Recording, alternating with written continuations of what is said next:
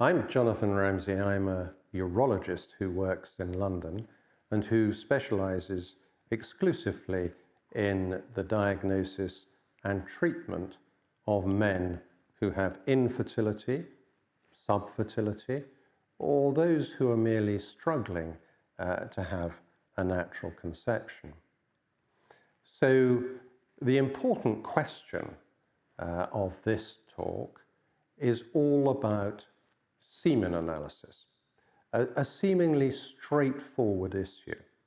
And the IVF network, who've asked me to give this talk, proposed, I think quite correctly, that we should start with a clear description of what a semen analysis is. Well, as the two words suggest, it is careful analysis, usually by microscopic means, of a sample of semen. Now, semen is what we ejaculate, but in the ejaculate, there should be a certain number of motile sperm which look fairly normal. So a semen analysis looks to see whether the number of sperm in the ejaculate is or could be regarded as normal, and we'll come on to what is normal later. It looks at the percentage of those sperm that are swimming strongly, and then it looks carefully at the shape of the sperm, which is known as morphology. So we have a sperm count, that are the numbers. We have sperm motility, which is the percentage that are swimming strongly, sometimes called progressively, and then we have the shape of the head of the sperm, which is referred to as morphology. Now, why do we need to talk about semen analysis much more than we used to talk about it? Well, of course, one of the reasons is that semen analyses in general are far more readily available than they ever used to be. If we look back 10 or 15 years, the only way to get a semen analysis was to go to your GP and be referred to a laboratory to deposit an ejaculated specimen of semen. And then in that laboratory, usually in a hospital environment, a general hospital, the scientists would look at it and report on it. And this process was often extremely laborious, with a long waiting list to have the semen analysis done, and then a long waiting time to have the result interpreted. And often, not surprisingly in primary care, doctors found it difficult to interpret these semen analyses meaningfully.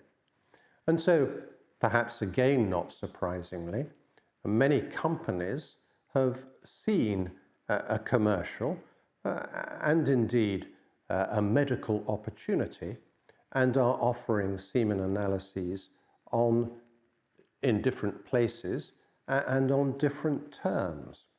So now there are many places, private places, where a man can leave a sperm specimen, an ejaculated specimen, and this will be reported on by scientists working in that place, and this could be a very small facility, medical facility somewhere, and those scientists would report upon the semen analysis quite quickly and quite inexpensively.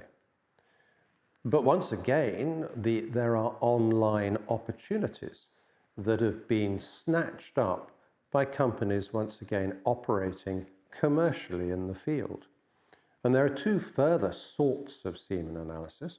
One done at home and then sent to a laboratory with some special preservative put into it, which is said to preserve the motility, and it is said that a semen analysis that can be couriered or sent in the post, produced at home, will give very similar results to one that was produced fresh on site at the laboratory.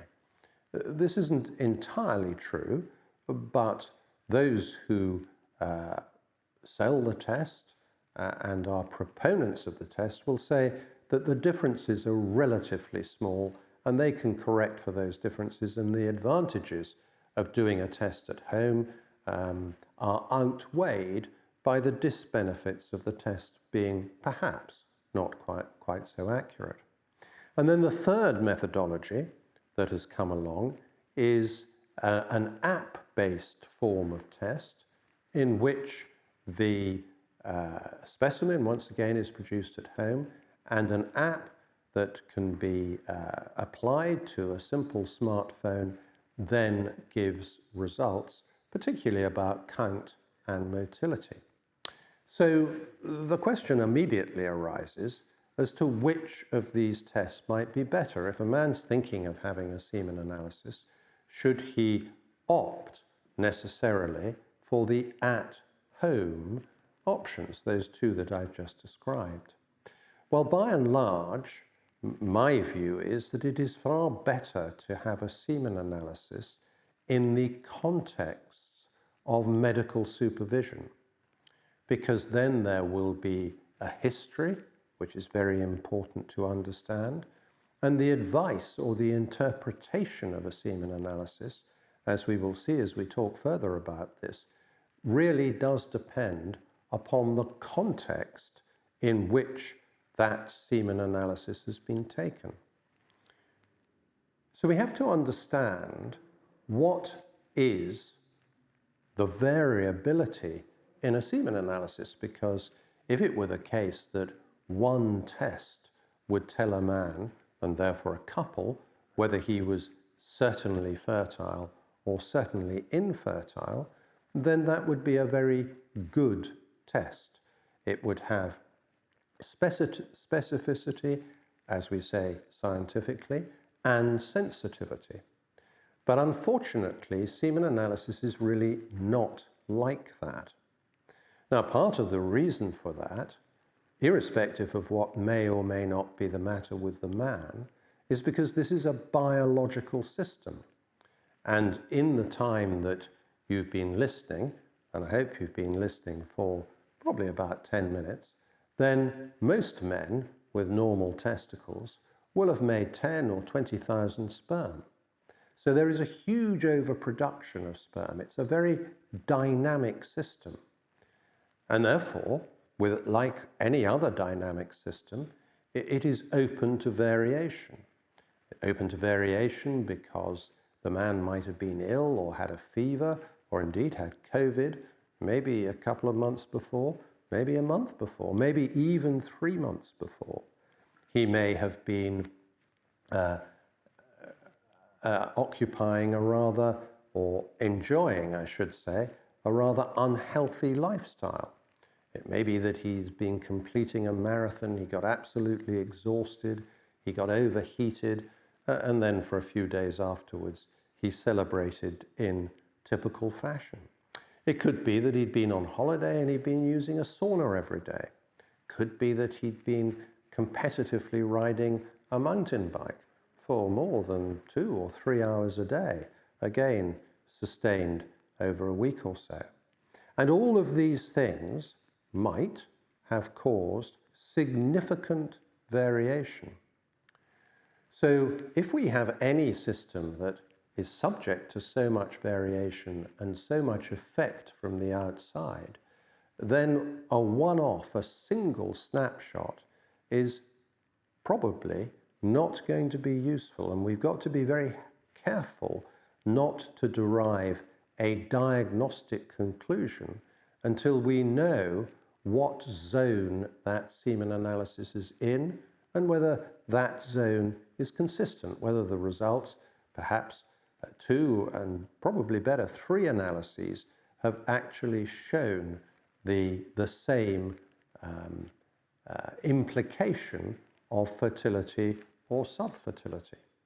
So a one-off semen analysis, by whatever methodology, it is not necessarily diagnostic, and this is very different from nearly all other medical tests, because our red blood cells, our kidney function, our liver function are maintained at a much more level state, so that those tests, if there is one that is abnormal, generally mean that yes, there is an abnormality of the production of red blood cells, of the function of the kidneys, or of the function of the liver. But to actually ascribe fertility or infertility to a one-off semen analysis, it is not reasonable. Whereas if you have a blood test for anemia and you're anemic, by and large, yes, you are anemic, and there will be a reason for this. So be careful about the one-off semen analysis, howsoever you choose to do it. And I think we also need to say that you need to be careful about the unsolicited semen analysis, because nowadays people in general, patients, those who are worried about their health, can access all kinds of medical tests, but without direction before, and most importantly when you get the result, actually having the test can make you more worried than you were before you had the test, and that worry and that stress may actually adversely affect your fertility of itself. So I would caution against a one-off semen analysis. I would caution against the unsolicited semen analysis without having somebody to help, because traditionally in medicine, doctors ask for tests, they take a history from the patient, they examine the patient, and of course the history in terms of fertility involves the history of the other 50% of the issue, which in this case is the female partner. So we take a history, we do an examination, we ask for a test, and then it is our responsibility to interpret the test and indeed to give advice about what to do. And if you isolate just the test from those other components, then it is my experience that unless that test is absolutely normal, and indeed a pregnancy quickly happens, then the men can be left more confused and upset and worried than perhaps they might need have been had they not solicited their own test. So I'm not against a pluralist approach to seeking examination and tests, but just be careful. So now let's look a little bit more carefully at the diagnostic power of this test. So we've already said that we can have it done at home by one of two or three different ways. We can go to a laboratory and pay for it privately, or we can ask our GP traditionally to send us to usually the general hospital to have the analysis. But the caveat, of course, there is that there is often a long wait. Of course, the other way you can have a semen analysis is in a fertility unit when a couple might already have decided or already have been referred to the fertility unit, and they will always do a test on site. But that's an on-site test. Okay, so what about the diagnostic value? How are these tests diagnostic? Are these tests diagnostic? Well, we've already talked about the variation, natural biological variation, the input of other conditions. But of course, they do have to be done in a consistent way. And consistency is something that is difficult to achieve. There are two objections to just looking at sperm down the microscope without any other tests or devices or processes. Because, of course, you are looking at little cells that are moving. And though there are different methods, standardized methods of counting the sperm and looking at the percentage that are motile, there are certain different ways of looking at the morphology. Because, of course, you will see first off that it can be quite difficult to tell whether sperm are normal looking if they're all on the move. So many people will say that to get a standardized semen analysis, you do need to stain the sperm, to effectively freeze them, so you can look very closely at the morphology. Now, I mentioned when we started that there's a huge overproduction of sperm in the normal man. And so perhaps it isn't surprising that the normal, in inverted commas, level of normal looking sperm in terms of a percentage is only 4%. So those of you mathematically minded can see that if a sperm count has got 50 million sperm in it, then the difference between 3 and 4% can be quite difficult to ascribe and indeed to be sure about. And because morphology sounds so important, men will think, oh dear, I've only got 3% normal looking sperm when I should have 4. This is an absolute disaster. But of course, with a subjective measurement, the difference between 3 and 4% may be different again on a Monday and then different on a Friday of the same week.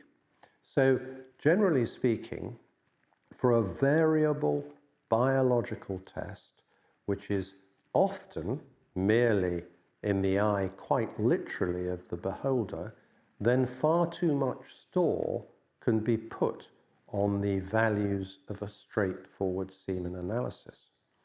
And that's why I was saying earlier that the context is terribly important. Because although the normal semen analysis, we should have something in the region of 20 to 40 million sperm per milliliter, and we would like to see 70% of them motile and 4% of them normal, we nonetheless know that you can have far fewer sperm than this and quite effectively and quite quickly have a natural conception, provided, of course, that the female partner has very fertile eggs and is ovulating every month. So often a man will be really surprised when he's been told that he's got a suboptimal semen analysis, maybe 5 million sperm per milliliter as opposed to 30 or 40, that he's only got 2 or 3% normals. And sure enough, in the next month, his partner is naturally pregnant and they have a child.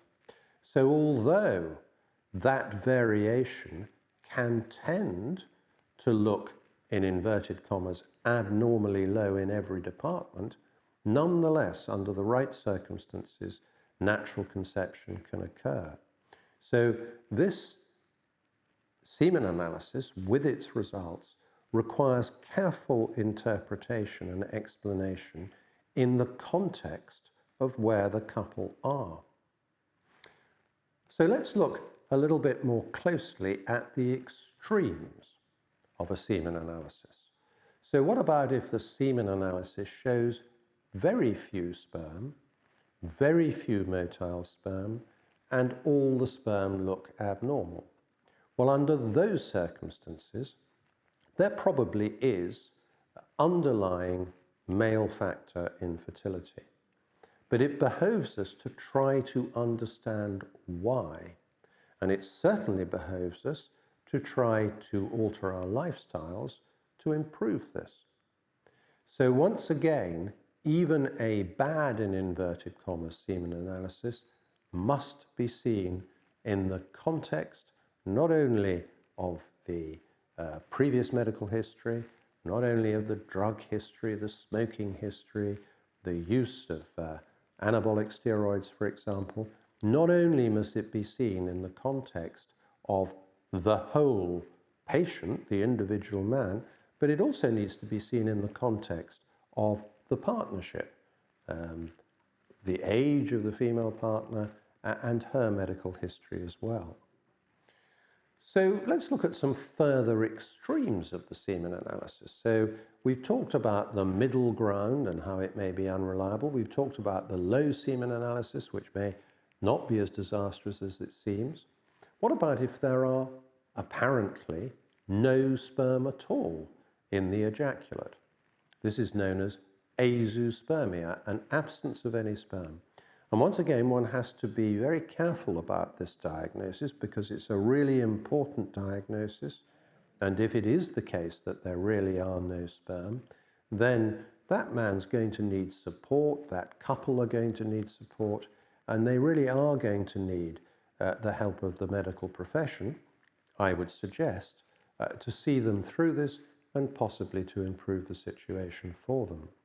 But once again, when there are apparently no sperm, it is even more important to have 2 or even 3 more careful semen analyses done in a laboratory, because there is a very big difference diagnostically between no sperm at all after 3 or 4 analyses that have looked very carefully and 1 or 2 sperm, even in 1 out of 3 semen analyses, and even when that seminal fluid, the ejaculate, has had to have been centrifuged, that is spun in a test tube, rather like that fairground ride, which a spinning disc pushes your body out towards the exterior, and the faster it goes, the further you're pushed against the wall. And that is centrifugation, and if you do that to an ejaculate, that will push very few sperm into a little solid pellet, and then that can be looked at, and there may be 1 or 2 sperm in that. So, big difference between absolute azoospermia, which can only be proven after 2, 3, or even 4 analyses with centrifugation, and having 1 or 2 sperm, a condition known as cryptospermia, and the crypto word means hidden. So apparently when you look at a drop of sperm, there's no sperm, but if you look more carefully and you centrifuge, then you may reveal to yourself, the scientist reveals the very few sperm that are almost hiding in the ejaculate. So that is at one end. So we've talked about the middle ground with the semen analysis, the variations when you do a home analysis and a laboratory one, variations when even in a laboratory they carefully stain the sperm to look at morphology. And we've talked about one extreme, which is no sperm or very few sperm. And that of course does mean that there is a male factor. But what about right at the other end of the scale, when everybody would agree, for example, that this man's semen analysis, in terms of count, that's the sperm density in terms of the motility, and the morphology, is absolutely normal? The question, therefore, is, under these circumstances, could there still be a problem? And the answer is yes, far less frequently than with the very low sperm counts, but even a normal sperm count might be associated with a couple not having a baby naturally, and the male factor being responsible for that rather than the female factor. And of course, once again, an absolutely normal semen analysis could be associated with pregnancies, easy conception sometimes, but those that repeatedly result in a miscarriage. And there is increasing data currently, which is pretty compelling, that some of these early miscarriages with easy conceptions and normal or near normal semen analyses do have a male factor. So what could that male factor be if not revealed by the straightforward semen analysis? Well, if we think of a sperm, a thing that looks like a tadpole with a head and a tail, the tail, of course, provides the motility. The head serves to dock, to combine with the egg shell, with the outer part of the egg, to allow a sperm to burrow in. But actually the whole point of being a sperm, of being this little tadpole, apart from getting to the egg, is to deposit the DNA, the protein, the protein that is going to be 50% of the embryo and then the baby, to deposit that DNA package into the egg itself. And then the egg will divide, and then we have an embryo, then we have a fetus, and then we have a baby. So the sperm, the little tadpole, is really just a vehicle to get that DNA into the egg. So if we want to take semen analysis a little bit further, then we don't just want to know about what the sperm looked like, the morphology. We don't just want to know about the motility and the numbers. We also need to know what is the quality of the DNA in the sperm head. Because if the quality of the DNA in the sperm head is insufficient, then we might get as far as an embryo, we might get as far as a little fetus, maybe 3 or 4 weeks old, but we may not get much further. Now, of course, early miscarriages, later miscarriages, there may also be a reason that is a female factor that is about the egg. But particularly with men with normal and near normal semen analyses, normal, near normal semen analysis in inverted commas, with recurrent pregnancy loss, and even when there isn't recurrent pregnancy loss, looking at the DNA quality of the sperm, known as a DNA fragmentation test, it is a useful thing to be done. There are other things that may be apparent in a near normal or normal semen analysis, which might once again explain a male factor cause for infertility, even when that semen analysis is normal. And that is when the man has developed some antibodies to sperm, which tend to stick them together so that the sperm are hobbled. If you use the fatuous analogy of a sperm looking like a tadpole, either their tails stick together or their heads stick together, but in either case they are less well able to make their way to the egg. And they're called anti-sperm antibodies. They happen sometimes due to past damage or past surgery, to inflammation. So the semen analysis, even when normal, might give us some extra diagnostic clues, particularly if you go further and do some advanced tests, such as the DNA fragmentation. And look for the antibodies. And some andrologists, these are usually scientists who look carefully at sperm, will point to other abnormalities in the semen analysis, in the ejaculate itself, that might indicate some diagnostic reasons for subfertility. For example, they may see a large number of white cells.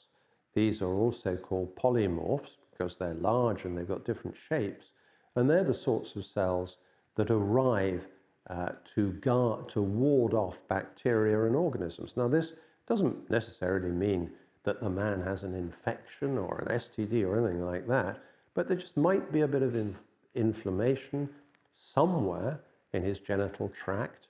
The genital tract is the urethra, the prostate, the seminal vesicles. So there could be some inflammation, some ordinary germs, some bacteria that perhaps usually live in the gut that have become misplaced, causing a bit of inflammation, in turn therefore causing some white cells that are visible in the semen analysis and maybe reducing the fertilizing capacity of this sperm. So there's quite a lot of information you can get from a semen analysis, but the take-home message is that it is variable and it requires careful interpretation, and one must be careful about relying upon simple home-driven tests, and one must be careful about relying upon one test, and always try to get an interpretation so that you are not left high and dry. The worst thing about on-demand medical tests is having a very bad result, which just might not be right, but having a bad result with nobody to properly explain, pick up the pieces, move the diagnosis on, and then to try to react and help. So That's a wander through the whole business of semen analysis. There's one more thing that we need to talk about, though, about semen analysis itself. Is there anything more? And I was talking about the DNA of the package contained in the sperm head, and a test called DNA fragmentation. I think this is a useful test because it helps to explain what otherwise might be unexplained. But there are different ways of doing the DNA fragmentation test. And once again, because of this, I think it's very important that this test be requested and arranged by somebody who's going to make a proper interpretation. Because rather like the semen analysis, one can have a result that relates to the DNA quality of the sperm, which seemingly is very bad. And any man, any person who gets any medical test with a very bad, in inverted commas, result needs interpretation and help. And once again, this business of fertility has to be seen in context. And that context includes understanding the couple's medical history, their fertility history, and also understanding some fairly intimate details about the man himself. Has he ever been responsible for a pregnancy? If so, how long ago? What is his history, even in the distant past, of having used steroids, for example, having used recreational drugs? Has he really stopped smoking? Because smoking is very damaging to sperm health, particularly in terms of the DNA fragmentation. So we can have a man, for example, who has a normal semen analysis. There hasn't been a pregnancy for more than a year with his partner, who's only 32, but he's smoking. And if you look at the DNA quality of his sperm, it will be pretty awful. But those of us who've done many of these tests and seen many patients know that if he stops smoking, his DNA fragmentation, the DNA packet in his sperm head, will go from awful to normal. And once again, there are other straightforward reasons for poor DNA fragmentation. Overheating the testicles. Has the man got a collection of veins around those testicles which are warming them up, because they generally like to be at 3 degrees below core. So if you've got a bunch of veins insulating them, this may well be deleterious to his fragmentation. And a physical examination, a straightforward physical examination, will be very helpful in this regard. So I'm, as you can probably tell, I'm much in favour of investigations. I'm totally in favour of diagnostics, and diagnostics start with a semen analysis, but I'm not in favour really of do it yourself, because I think, like any other medical condition, and not having babies is a medical condition. It's not really regarded as such by many doctors, but actually it is, as those of you who have had problems know. It's a worrying, anxiety-producing, even a state that can produce depression and can result in sexual dysfunction.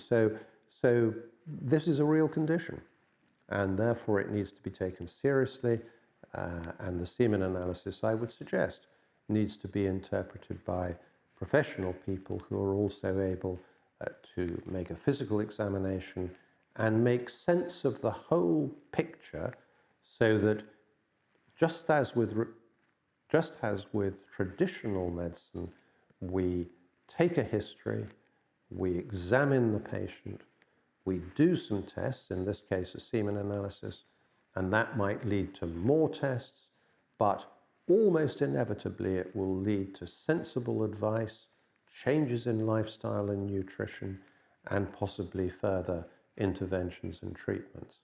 But do it yourself, and whilst that might be reassuring, it just could be falsely reassuring.